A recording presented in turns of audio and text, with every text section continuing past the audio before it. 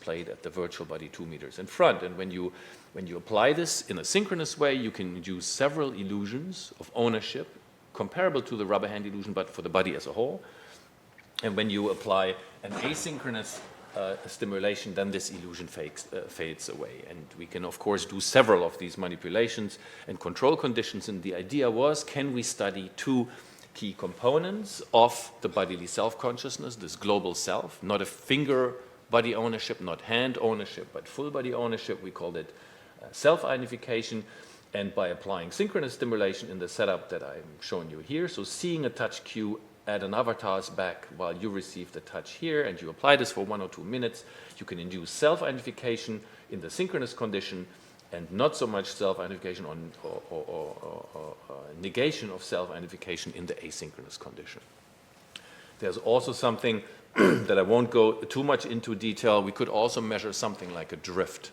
In the rubber hand illusion, if the illusion is induced, there is a misreaching. So if you ask subject after the illusion to point towards the hidden hand, which is an easy task, just point after the rubber hand illusion to the position of your left index finger with your right index finger. If you do the rubber hand illusion, people show a bias towards the rubber hand, towards the fake hand. And so we observe something very similar here.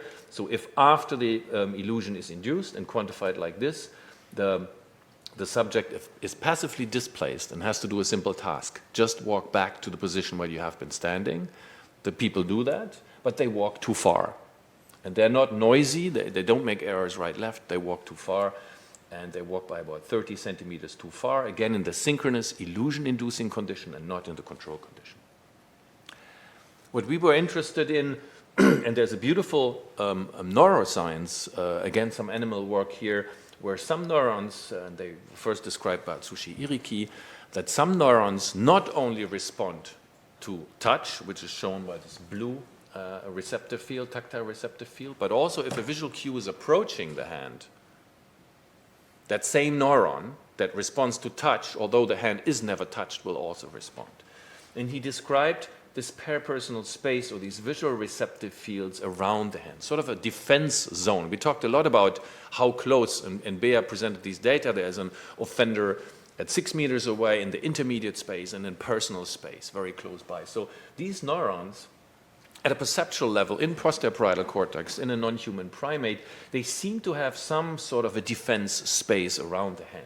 But what we were interested in, well, is something similar that Iriki and others, also the Rizzolatti group in Parma in Italy, have described, is something similar also existing not only around the hand and the face, but also around the torso as a whole, sort of a defense space. I think that could be quite interesting also for metaverse discussions that we had, saw some data this morning. So Andrea Serino joined the lab at the time, and he had worked a lot before on this parapersonal space task. And here is the task, because we didn't, of course, want to place recording electrodes in the brains of our subjects. That is possible, but would only be possible in patients.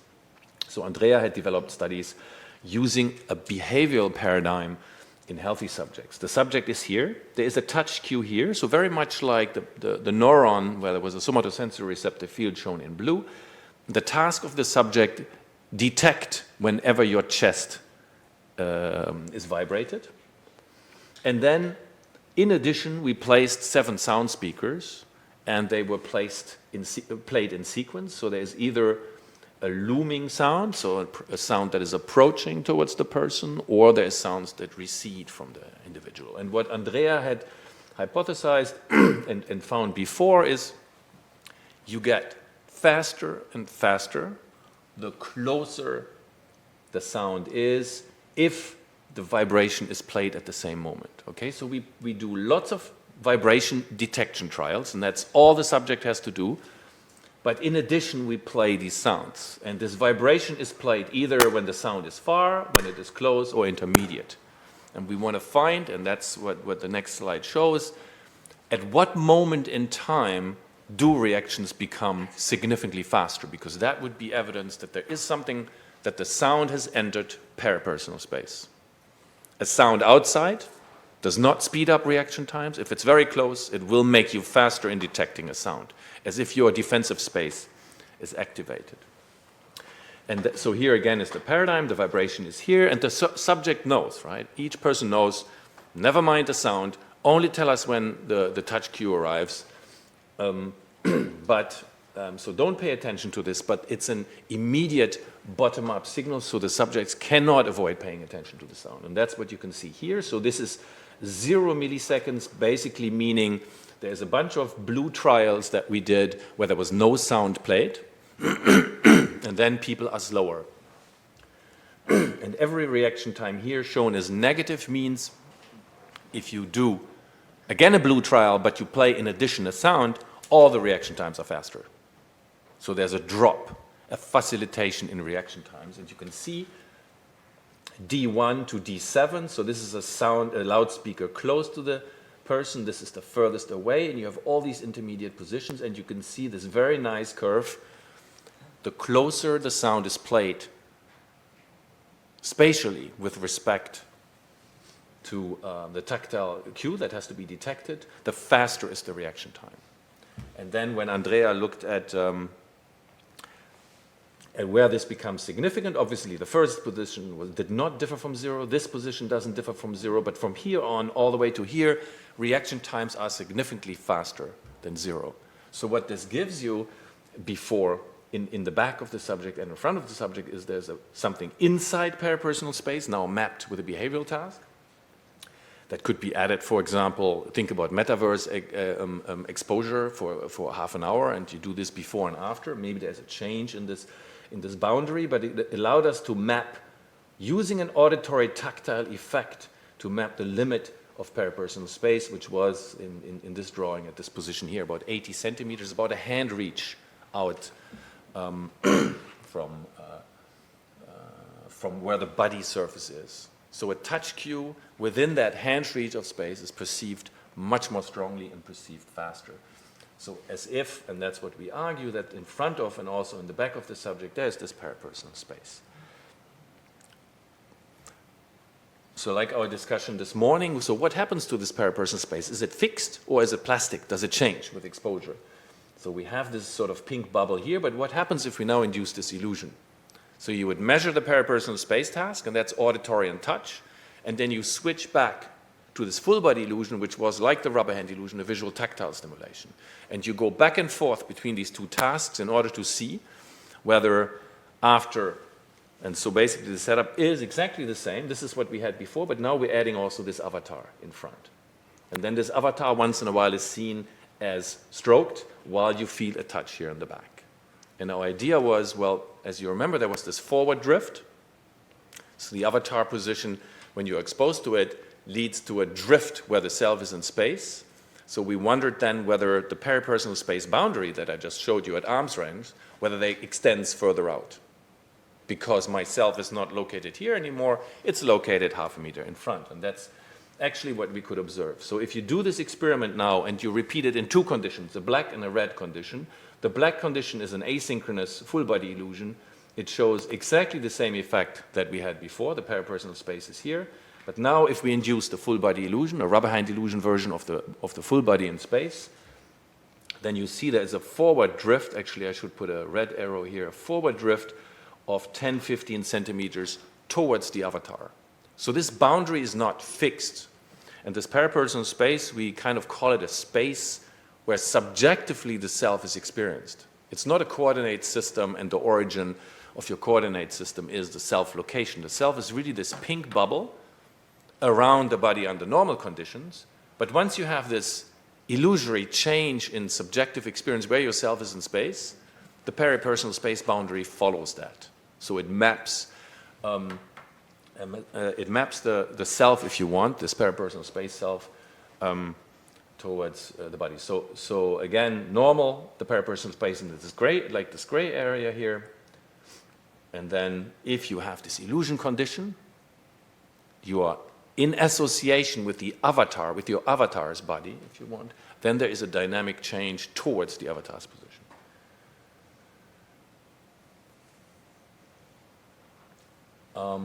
I always get questions whether this is also occurring when everything is unconsciously perceived, and that's a study that Roy did back in the lab. And actually, I won't go into details, but even if people are not aware what kind of condition they're exposed to, so if we are filtering sort of what the subject sees or preventing them from seeing the stroking, these effects on questionnaires, but also on parapersonal space, can also be observed when people are completely unaware of what the kind of stimulation we do. Again, we are neuroscientists, so we're very interested in brain regions. I will be very brief on this.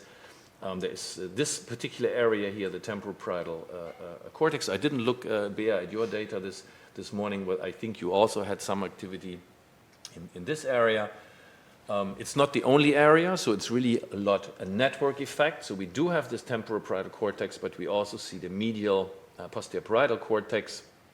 And particularly the work of Joseph Pavizzi has done interesting work here at the posterior cingulate cortex, but also retrosplenial cortex and precuneus. So there is a whole network in addition to posterior parietal cortex that maintains this. So it's not one area, one switch, it's a whole network of areas that are highly specialized for these multisensory representations of the global body in space, if you want, of this bubble. And when you do these kind of illusions I presented, then there is activity changes in these areas that switch towards attributing selfhood more and more to the avatar position. And I mentioned it already, the temporoparietal junction, premotor cortex, the insula, making a link to interoceptive representations, and this posterior parietal cortex.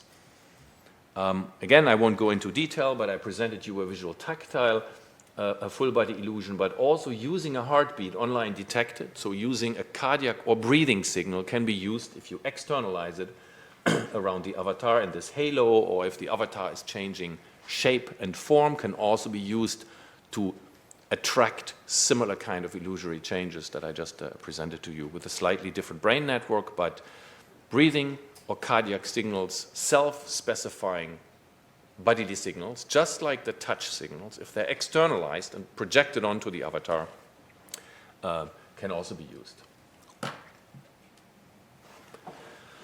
So newer work, or what are we doing actually in the lab, is to look at these kind of bodily self-consciousness modulations in association with two memory representations: spatial memory, spatial navigation, but also episodic memory.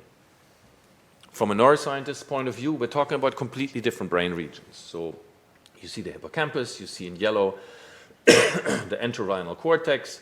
So these are very different brain areas that I've just mentioned to you. But we wondered whether bodily self-consciousness, if you think about spatial navigation, navigating now in your mind back to the place where we had lunch, for example, is this basic self-representation that I just mentioned to you about with the parapersonal space shift, is that somehow involved in helping you carry out that path, not just in your mind? There's important work in neuroscience describing these grid cells and also place cells in the hippocampus, but grid cells in entorhinal cortex. And you can see this nice pattern. So you see a rat running around here, and each time there has an electrode implanted in the entorhinal cortex, and each time it passes these particular kind of locations, there's an action potential under firing, and it leads to this tessellating pattern that you can also see here, and has a very interesting hexagonal pattern. You can measure this also non-invasively. That's why we went to grid cells using fMRI in humans. And you can find this activity. It's the work by Christian Döller, but also Neil Burgess from UCL. And you can find that activity in the entorhinal cortex is activated more strongly in case people are virtually navigating, not literally walking the path back to where we had lunch, but either you do it by imagery, that's Neil Burgess's work, or they're navigating in a virtual world with a joystick via their avatar. So this is what the task looks like normally for spatial navigation. So you see, voila, the chicken that you have to find, and you get the feedback where the correct position was, and you can see this is a semicircular arena. There's a couple of landscapes behind, giving you clues where the object is that you have to retrieve.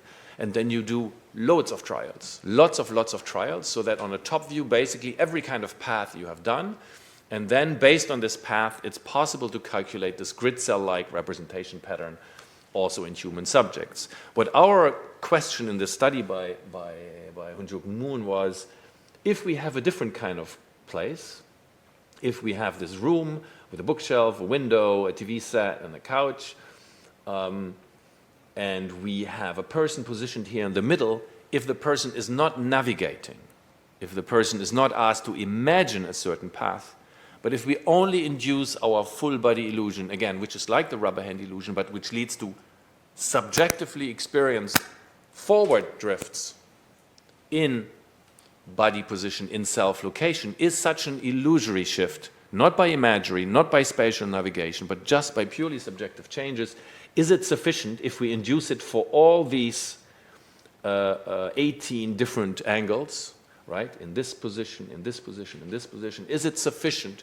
to activate grid cell-like activity in entorhinal cortex, as if a person was actually navigating in space? Again, I think it links closely to this issue of how serious do we want to take subjective conscious experience when we are in virtual worlds. This is exactly something I should briefly mention. So if you want to, like Bea did, if you want to do, of course, VR in association with fMRI, you need sort of quite a dense setup, especially if you want to also track or stimulate people. So this is our setup in Geneva. I'm happy to talk more about it. This is just one very brief example what this looks like in the lab. So there's not much tracking that we use, but you see the subject is actually sticking out with his feet here. This is June doing the stroking. Then the stroking is tracked by these sensors that you can see here, so that we have a relatively automatized scenario. And of course, people are then immersed into this virtual room where we induce these shifts. And then we induce a forward drift towards the window, towards the couch, and we do this in 20-degree shifts all around the room. He could induce a drift in self-location using this setup in the scanner. So you see this, there's a forward change of this perceived self-location, just like the parapersonal space shift forward, more stronger in the synchronous than the asynchronous. Interestingly, also the asynchronous shows this effect. And this drift, this is again this response here, correlates with a subjective forward drift in virtual meters that people also subjectively entered. So the subjective change is there. People mislocate themselves in a predictable direction. And this is the neural data. So we looked at activity in entorhinal cortex. We did not look at a bold signal per se. We looked at a very specific hexagonal signal in entorhinal cortex, specific for grid cells in humans. And you can see there's a small effect, but a significantly larger activity, again in the illusion-inducing condition than in the asynchronous control condition. And interestingly, this synchronous activity is a little bit smaller compared to what is called self-location report, where actually people had to navigate to the position. So literally use the joystick to navigate forward. And then again, this grid cell activity, the activity level correlates again with the self-location changes, really linking a purely subjective change in a virtual reality room with an avatar where you are in space. It's really perceived by the brain or represented by the brain as if you were literally navigating in 3D physical space. For the neuroscience point of view, for us, it's next to my conclusion I just mentioned before, is that entorhinal cortex is also a key system compared to the other systems. We did not have entorhinal cortex on the map, although self-navigation and self-location is, of course, prominently mentioned there. I think it's interesting to use this paradigm to see if in mice or rodents, where you can induce such illusions, where there could be a real grid cell firing that could be induced. And again, spatial navigation in the metaverse, I think, is quite a specific kind of navigation. You have a very non-consecutive kind of space, right? You could beam yourself from location to location. So I think very interesting effects could also be tested in future versions of navigation, which may not have a very tight link between space and time, like in these forms of navigation that I've shown to you. And then one other self-projection that humans can do, and I'll be very brief on this, is not self-projection or navigation in space, but self-projection in time. Again, this idea, when was I the first time in Alicante? When did I visit Barcelona the last time? So obviously these are navigation-related aspects of the self, mental time travel in time, and very important for making sure that there's a coherence or continuity, a lived continuity of ourselves.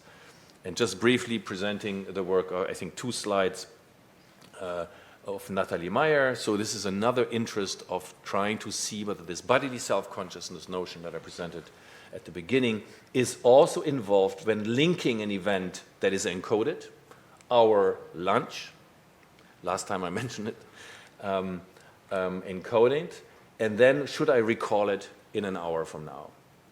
How do I revisit who was my neighbor in that particular picture, or what was my perspective? Was I seeing the lake, or was I rather facing a house?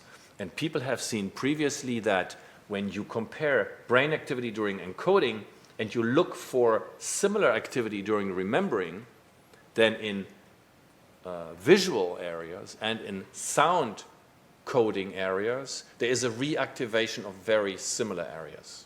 So if I see a red chair in the back and I have a brain area of a red chair in my brain, in the visual cortex that's activated, plus somebody standing next to the door, these 2 items will activate a certain part in my brain. If I then, with eyes closed an hour later, remember and recall those 2 events or the entire scene, then these 2 brain areas are reactivated. Makes a lot of sense. But what we are wondering is the self, the observer, during the encoding also activated? And what we did, you won't be surprised, is something like this. So we did different kind of conflicts. Again, this is a person in the scanner. We had an immersive virtual reality, and you can see, for example, these 2 movements are not in synchrony.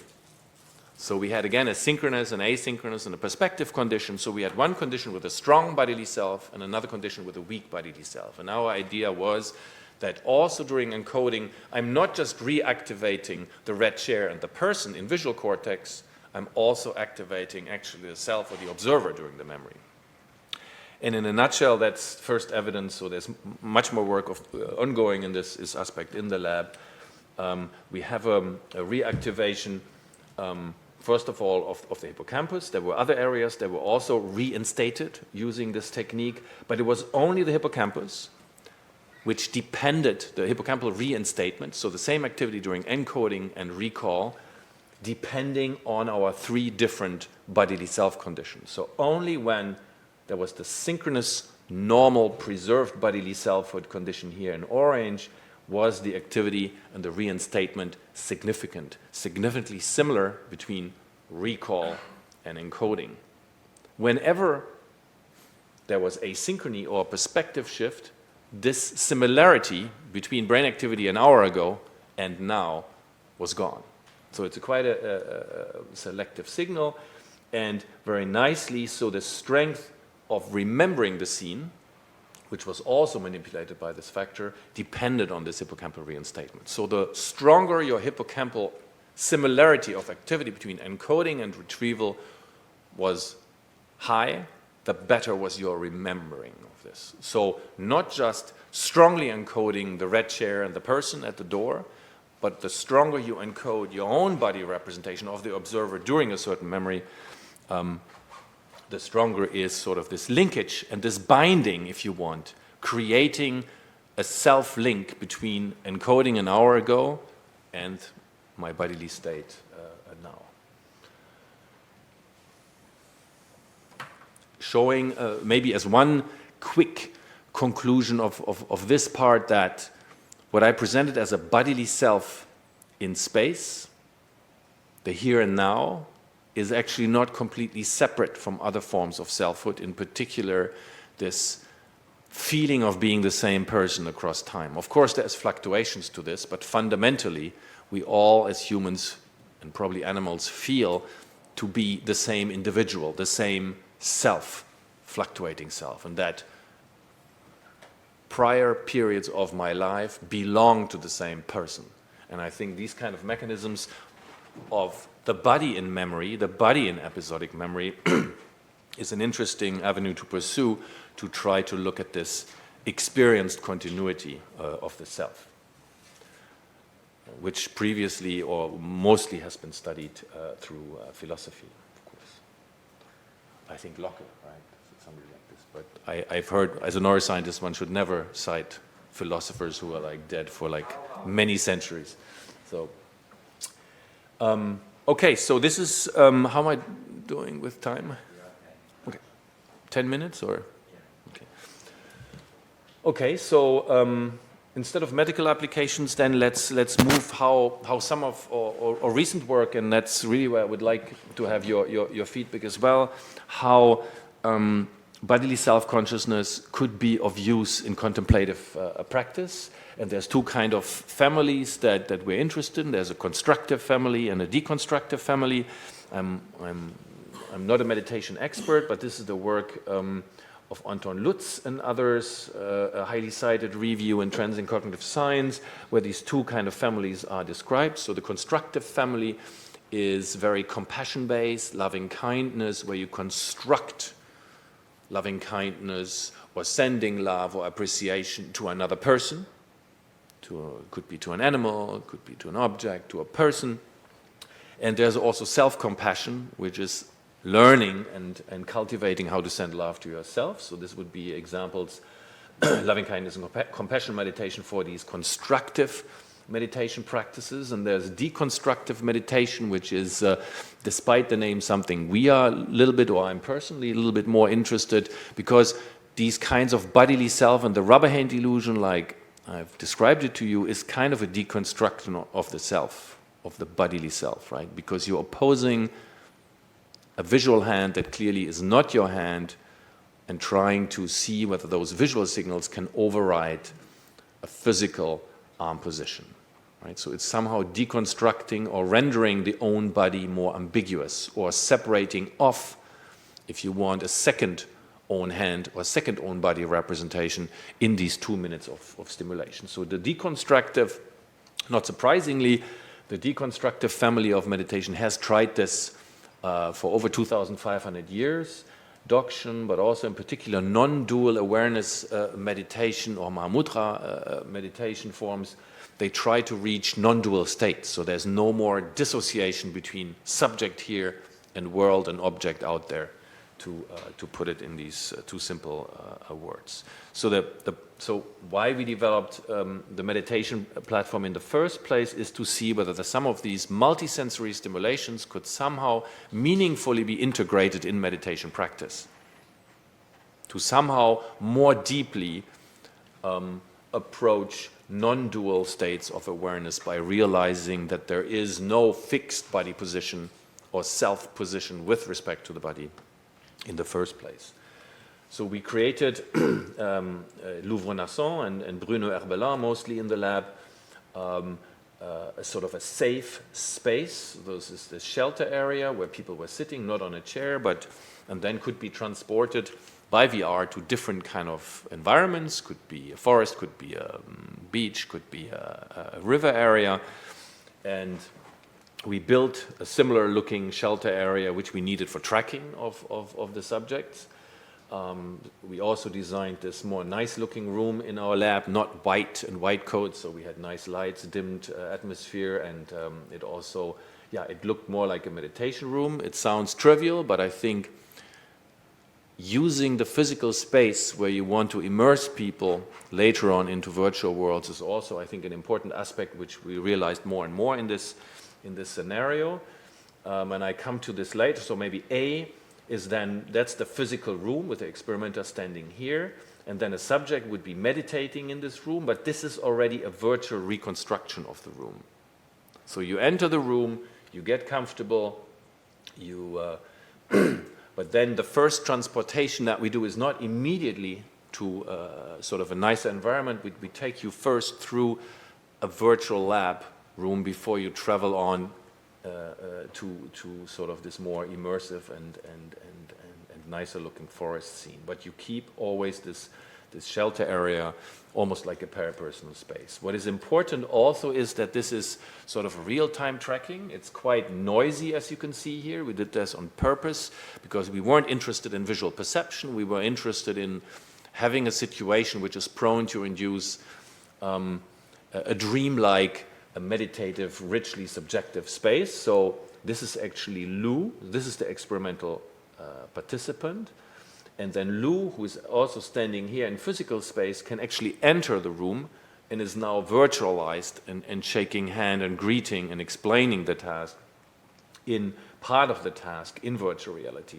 However, there's also Diego, a friend of mine, who is actually a meditation teacher and who has created the verbal guidance that we had, so the text. But he came once, he was recorded, virtualized if you want, and then Diego was accompanying the person visually first, especially when it was in this room, and then he disappeared whenever they were in the forest, but the same voice of Diego continued like this. That's why I think having these different levels and rooms towards more and more immersion, I think is a very important mechanism to blur these lines of what is reality and what is virtual reality. So you have, if you want 100% reality here, but already this room, this is a virtual reconstruction of the room that's actually physically there. And then you have a virtualization of a person who is there with you during the meditation experiment. And then you have this virtual character who's actually never there. The people have never met him, but the link that both these people are real is actually quite strong, even though people obviously know that they're really involved in a virtual reality meditation experiment.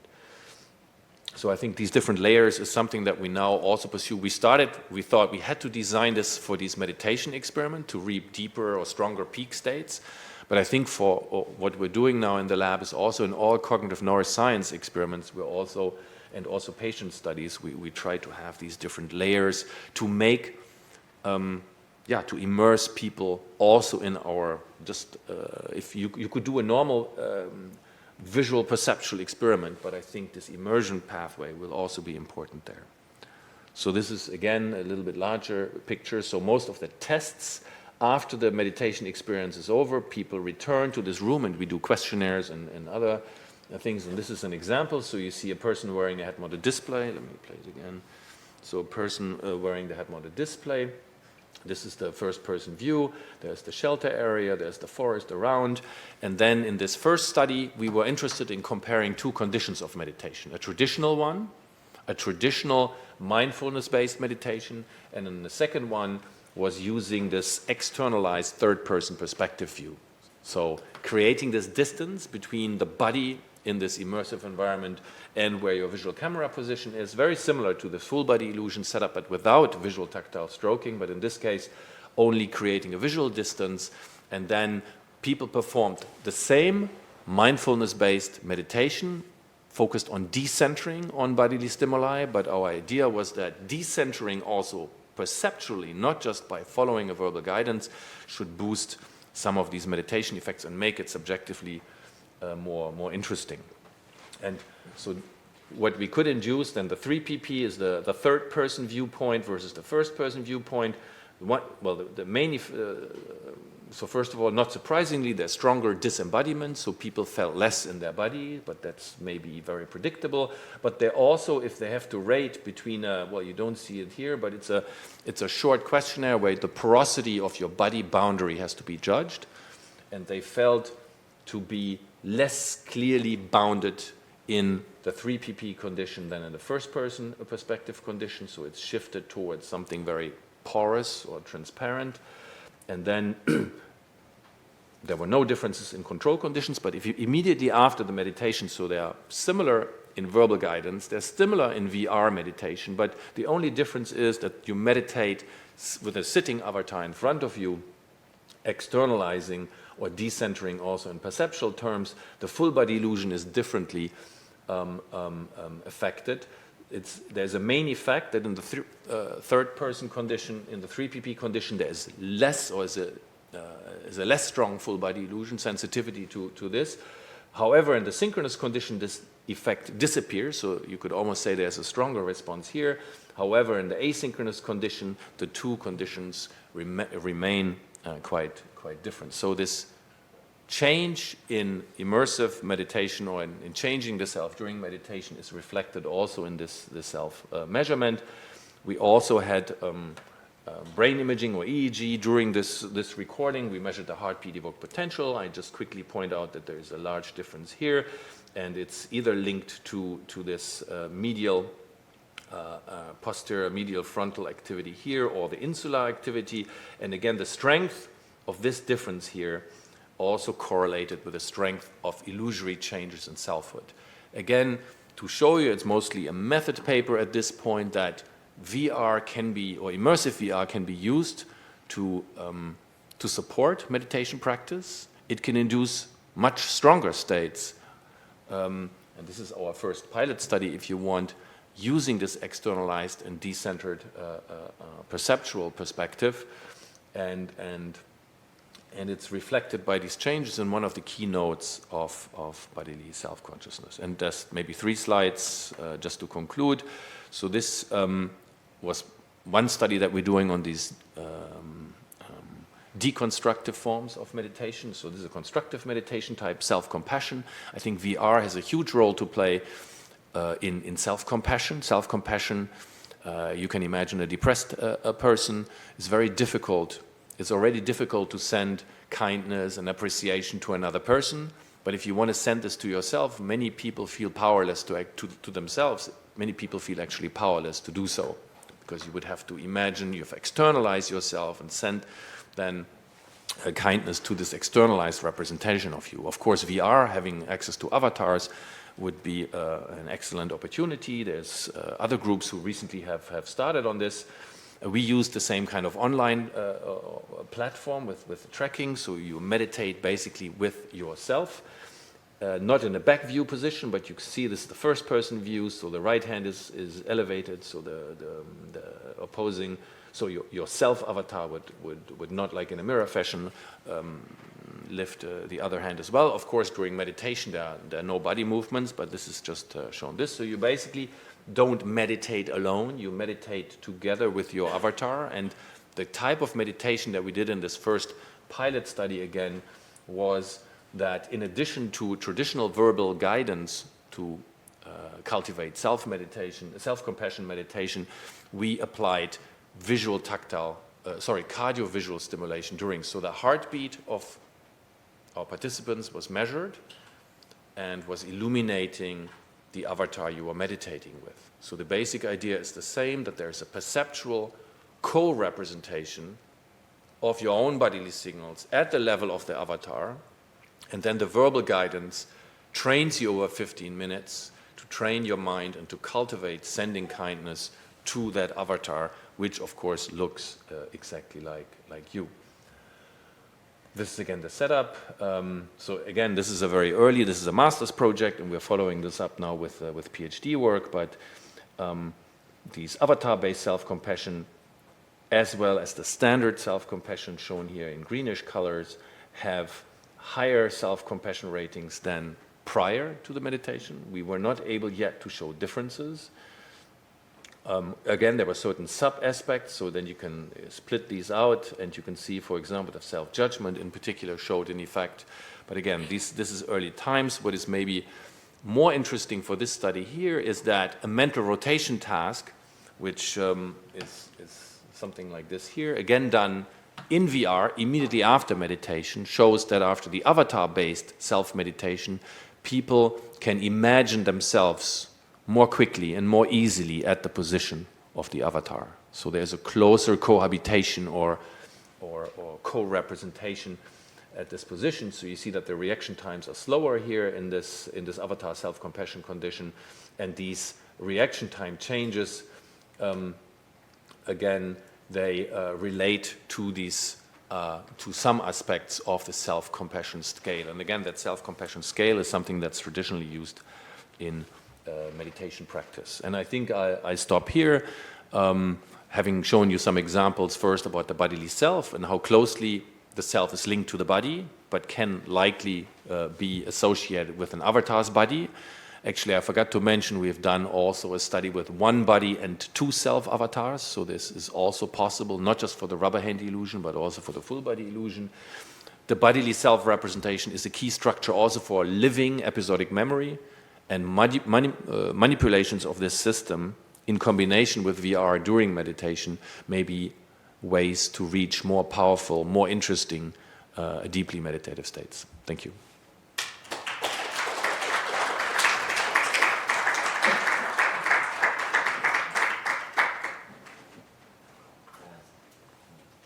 So in the interest of time, we just have 2 questions now so that we can move on.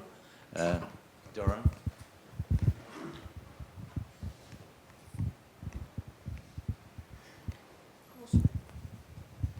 Hi, thanks. So basically, you almost got there, but not quite, in the sense that, I mean, maybe it's unfair to ask you, so feel free to refuse, and then we'll take another question. Basically, there have been people such as Mel here and Jeremy Bailinson showing how these self processes, when you're embodied in an avatar of an out group or a personal identity. So I wonder if you have some tips on the underlying neural processes, because as far as I understand, there's no good theory of why putting you should change your identity. Okay.